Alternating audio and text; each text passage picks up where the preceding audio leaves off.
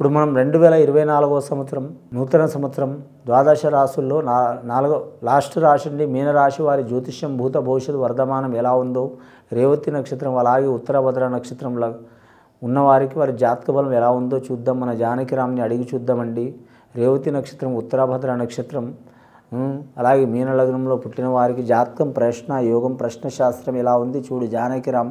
మనసుల మాట, చదువు, విద్య, ఉద్యోగం, వ్యాపారం, తలించిన పని, చేసే పని ఎలా ఉంది, వృత్తి విషయంలో, సంతాన విషయంలో, సంసార విషయంలో, కళ్యాణ విషయంలో, గృహ విషయంలో, రియల్ ఎస్టేట్ రంగంలో, అడవపడ్డ యోగంలో, చదువు విషయంలో, విదేశయాన యోగంలో, కళారంగంలో, రాజకీయ రంగంలో, అనుకున్న పనుల, చేసే పనిలా, నమ్మిన పనుల, అలాగే ఉద్యోగ విషయంలో, వ్యాపార విషయంలో, కుటుంబ విషయంలో, ధన విషయంలో, మిత్ర విషయంలో, శత్రు విషయంలో ఎలా ఉంది చూడు.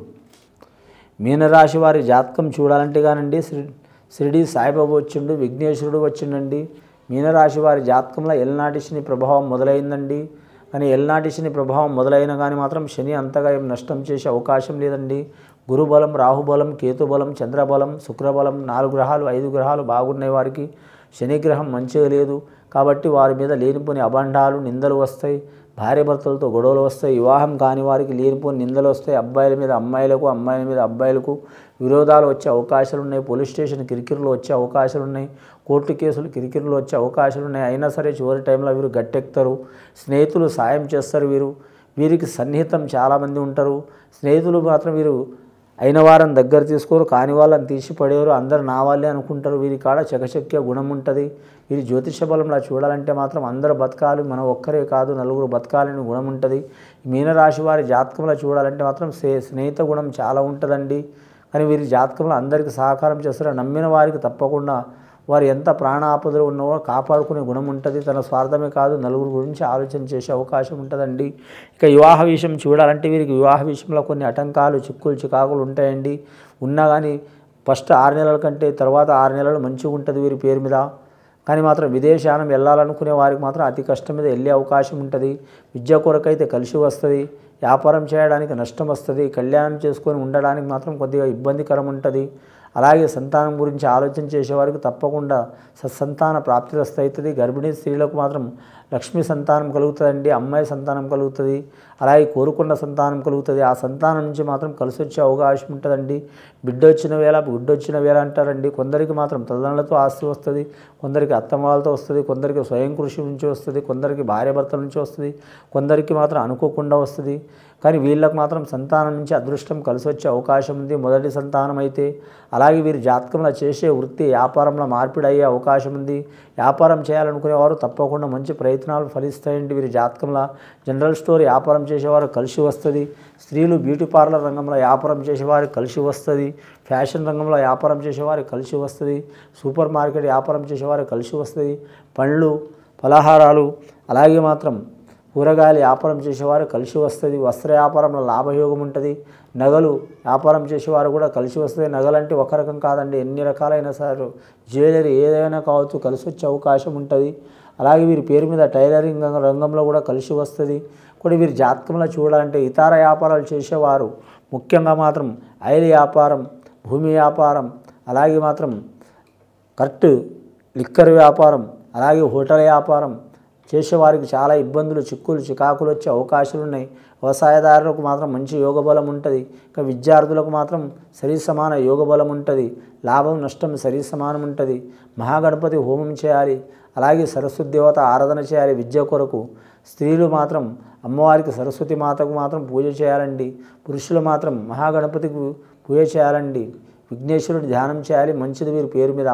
ఇక వీరి జాతకంలో గవర్నమెంట్ కొలువు కోరాలనుకునే వారికి మాత్రం శని మహాదశ బాగలేదు కాబట్టి అతి కష్టం ఉంటుంది. గురు మహాదశ బాగుంటుంది కాబట్టి ఎవరిదైనా పేరుతో పాటు వీరు కలిసి వచ్చే అవకాశాలు ఉన్నాయి.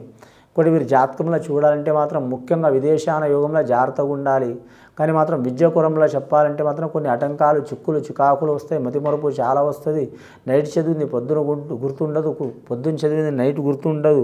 కాలేజీలో స్కూల్లో చదువుకునేవారు ఇంటికాడ మాత్రం మనసు అనేది సరిగా ఉండదు. కానీ మాత్రం ఇంట్లో మంచిగా చదువుకున్న వారు బయట మాత్రం ఇబ్బంది పడతారు. అలాగే సెల్ ఫోన్ చూస్తూ కూడా మాత్రం చాలా వరకు దానికి బానిస అయ్యే అవకాశాలు ఉన్నాయి. ఒకటేసారి ధనం రావాలనుకొని మాత్రం విపరీతంగా ధనం పెట్టి మాత్రం నష్టపోయేటోళ్ళు ఉన్నారు. అలాగే విలాసమైన వారికి శక్తిని మించిన వస్తువులు కొని, విలాస వస్తువులు కొని కూడా ఇబ్బందులు పడేవారు ఉంటారు. అలాగే వీరి జాతకంలో మాత్రం స్త్రీలతోని ప్రేమ అనుకొని ఆకర్షణ పడి ఇబ్బందులు పడే వాళ్ళు కూడా ఉన్నారు. అలాగే స్త్రీలు కూడా మాత్రం ప్రేమ అనుకొని మాత్రం ఆకర్షణలో పడి మాత్రం ఇబ్బందులు పడేవారు ఉంటారు. చాలా జాగ్రత్తగా ఉండాలండి. 1కి 4 సార్లు ఆలోచన చేసి తొందరపాటు నిర్ణయం కాకుండా నిదానంగా తీసుకుంటే చాలా మంచిది.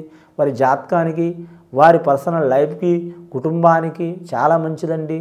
అంశబలం మంచిది. ముఖ్యంగా వీరి జాతకంలో చూడాలంటే కెరీర్ విషయంలో పైకి వస్తామా రామా ఇంతే ఉంటాం అనుకునే వారికి కెరీర్ విషయంలో ఎన్ని కష్టాలు చిక్కులు చికాకులు వచ్చినా కలిసి వస్తుందండి. ఇక బంగారం చెప్పాలంటే మాత్రం ఎంత కాల్చితే ఎంత కొడితే అంత మెరుగవుతుందండి. అదే వెండి అయితే మాత్రం టంగుని మోగుతూనే ఉంటుంది కంచ అయితే. కానీ మనిషి ఎన్ని తిప్పలు, ఎన్ని చిక్కులు, ఎన్ని చికాకులు, ఎన్ని బాధలు పడితే అంత స్ట్రాంగ్గా తయారవుతాడు, అంత నంబర్ 1 స్థానంలో అవుతాడు. ఎవరు ఒకటేసారి పైకి ఆకాశానికి నిచ్చెన వేసినట్టు రారండి. చాలామంది అనుకుంటారు అదృష్టవంతుడు అనుకుంటారు. కానీ ప్రతి మనిషికి అదృష్టం దురదృష్టం సరి సమానం ఉంటుంది. నెగిటివ్ పాజిటివ్ సరి సమానం ఉంటుంది. కాబట్టి మాత్రం మీ జాతకంలో శని ఉన్నా చెడు ఉన్నా మాత్రం అది మన మంచిగా అనుకొని మీ పాజిటివ్ మైండ్లో నడిస్తే మాత్రం ఈ మీనరాశి వారికి తిరుగు ఉండదండి. ముఖ్యంగా రేవతి నక్షత్రం వారికి రవి మహర్దశ అండి. వారి జాతకంలో ఏనుగు పుట్టుక ఉంటుందండి. ముఖ్యంగా పాదం స్వర్ణపాదం అండి. లక్ష్మీకళ యోగబలం ఉంటుంది. ఇక ఉత్తరభద్ర నక్షత్రం వారి జాతకానికి చూడాలంటే వారి కూడా మాత్రం ముఖ్యంగా మాత్రం ఏనుగు పుట్టుక, ఏనుగు అంటే లక్ష్మీదేవత అమ్మవారి కాడ ఉంటుందండి. చాలా వరకు మంచిది.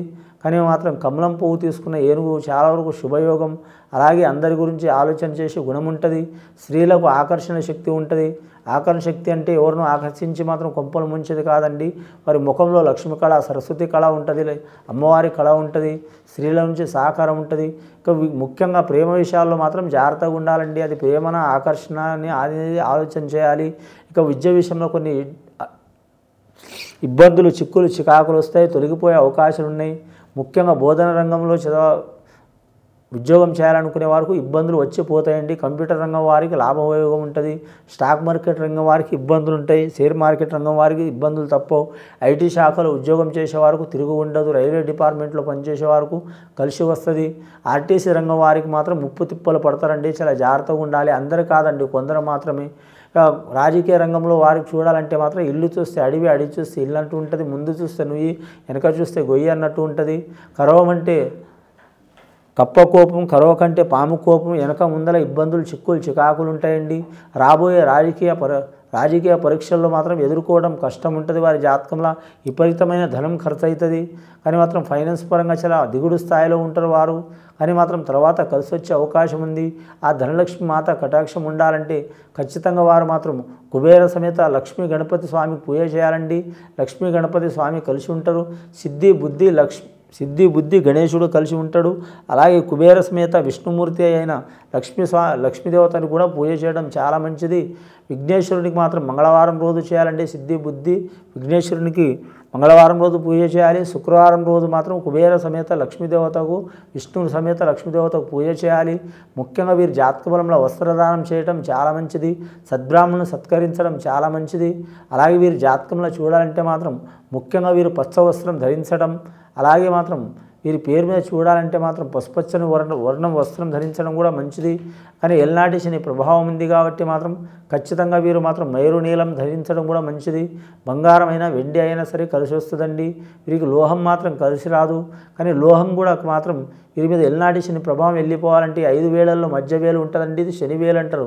వేలుకు లేడీస్ అయితే మాత్రం లెఫ్ట్ వేలుకు పెట్టుకోవాలండి మధ్యలో ఉంగరం. ఆ ఉంగరం లోహ ఉంగరం అండి. కానీ పురుషులైతే మాత్రం రైట్ హ్యాండ్లో మాత్రం మధ్య వేలుకు పెట్టుకోవాలి. వారి మీద ఉన్న శని తగ్గే అవకాశం ఉంటుంది. వారి మీద ఉన్న చిక్కులు చికాకులు తొలగిపోయే అవకాశాలు ఉన్నాయి. ఫ్యూచర్లో మంచిగా ఉంటుంది. అనుకున్న పని సాధించే అవకాశం ఉంటుంది. కళాకారులు కూడా కలిసి వచ్చే అవకాశాలు ఉంటాయి. గత కొన్ని సంవత్సరాల నుంచి పడుతున్న చిక్కులు చికాకులు, దారిద్ర్య బాధలు, శనీశ్వర బాధలు, అలాగే మాత్రం నరదిష్టి అన్నీ వెళ్ళిపోవాలంటే మహాగణపతి హోమం చేసి సిద్ధిబుద్ధి విఘ్నేశ్వరుడు పూజ చేసి, అలాగే లక్ష్మీదేవతకు విష్ణుమూర్తికి పూజ చేస్తే, అలాగే శనేశ్వరుని శాంతి చేపిస్తే ఖచ్చితంగా మాత్రం వారు మాత్రం లోహం ఉంగరం మధ్య వేలకు ధరిస్తే పూజ చేసి గుర్రపు నాడతో తయారు చేస్తారండి. మామూలు లోహం ఉంగరం కాదు. గుర్రపు నాడ అంటే గుర్రం కాళ్ళ కింద నాడతో తయారు చేస్తారు. అది తయారు చేపించి మాత్రం చేతిలో పెట్టుకుంటే శనివారం రోజు శని గడియల శని ముహూర్తంలో మాత్రం శని హోరం నడుస్తుంది. శని హోరంలో మాత్రం వారు పెట్టుకుంటే వారి మీద ఉన్న శని మాత్రం తొలగిపోయే అవకాశం ఉంది. ఇది విని చూసి ఆచరించే వారికి గొప్ప ఫలితాలు కలుగుతాయండి. 2024వ సంవత్సరం నూతన సంవత్సరం శుభయోగం మీనరాశి వారికి కలుగుతుందండి. శుభం భూయత్.